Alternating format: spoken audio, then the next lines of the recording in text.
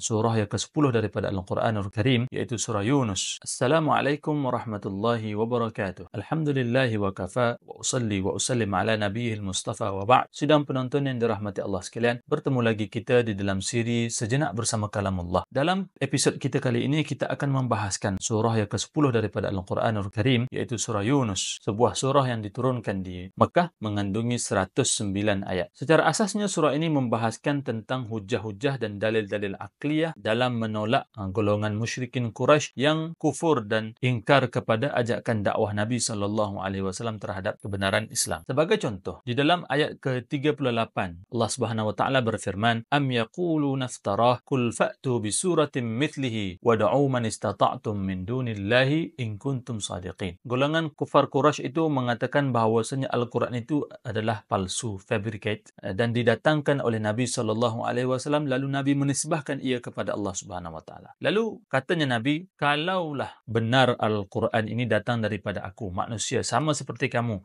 dan kamu itu adalah ahli fasahah, ahli balaghah, orang yang paling fasih, para penyair yang telah mencapai peradaban tertinggi di dalam bahasa Arab, maka cubalah kamu datangkan satu surah sahaja daripada Al-Quran ini, seumpama Al-Quran. Datangkan satu surah sama seperti Al-Quran dan panggillah, ajaklah siapa-siapa yang kamu mampu selain daripada Allah Ta'ala bergabung untuk mendatangkan surah ini. Sebenarnya cabaran yang seumpama ini bukanlah kali pertama didatangkan dalam surah Yunus semata-mata. Bahkan terdapat dalam surah lain, di dalam ayat yang lain, Nabi mencabar golongan kufar Quraisy ini untuk mendatangkan seumpama Al-Quran. Sebagai contoh, di dalam surah Al-Isra, Allah Ta'ala menyuruh Nabi SAW untuk mendatangkan satu Al-Quran sama seperti Al-Quran. Kalaulah manusia dan jin itu berkumpul, berpakat untuk mendatangkan satu surah, satu Al-Quran sama seperti Al-Quran, walaupun mereka itu saling bantu-membantu, nescaya mereka tidak akan dapat mendatangkan Al-Quran sepertinya. Lalu dalam surah Hud, Allah Ta'ala mencabar lagi, kalau 10 surah itu tidak dapat didatangkan, maka cubalah kamu datangkan 10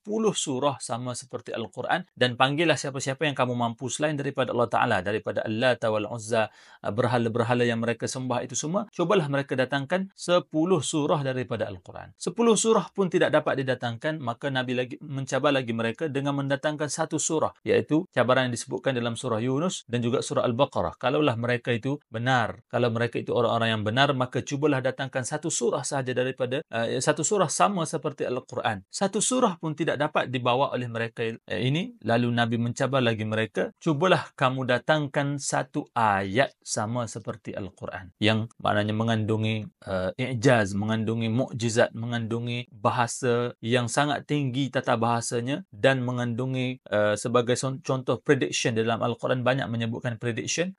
Cubalah bawa datang satu ayat sahaja sama seperti Al-Quran, yang tinggi sajaknya, yang tinggi nilainya itu, kalau benar kamu itu orang-orang yang benar, orang-orang yang jujur. Maka mereka tetap saja tidak dapat mendatangkan Al-Quran, mendatangkan satu ayat daripada seumpama Al-Quran. Kerana apa? Kerana mereka itu tidaklah benar-benar orang yang jujur ataupun orang-orang yang benar. Kerana apa? Kerana Al-Quran itu bukanlah datang daripada manusia, sebaliknya ianya datang daripada Allah Subhanahu wa taala, Tuhan yang menciptakan sekalian manusia, Tuhan yang mentadbir alam semesta, Tuhan yang menciptakan segala sesuatu di dalam alam ini. Maka sudah tentu Allah Ta'ala mengetahui apa yang akan berlaku dan apa yang telah berlaku jauh lama, dan semuanya diketahui oleh Allah Subhanahu wa taala di dalam ilmunya yang azali, mencakupi seluruh perkara. Maka ini menunjukkan bahawasanya Al-Quran itu dari satu sisi merupakan satu mukjizat yang sangat besar, yang sangat agung, yang tidak mungkin dapat dicabar, didatangkan oleh manusia, siapa-siapa pun mereka, seberapa ramai pun mereka berpakat bergabung untuk mendatangkan. Ini adalah satu pengajaran kepada kita untuk mengagungkan, membesarkan Al-Quranul Karim. Jadi kita harus merasakan apabila kita membaca Al-Quran, membaca sesuatu yang sangat agung, sesuatu yang datang daripada Tuhan yang Maha Agung. Ini sahaja perkongsian dalam episod kali ini. Ila liqa'in akhar, wabillahi hidayati wat taufiq. Wassalamualaikum warahmatullahi wabarakatuh.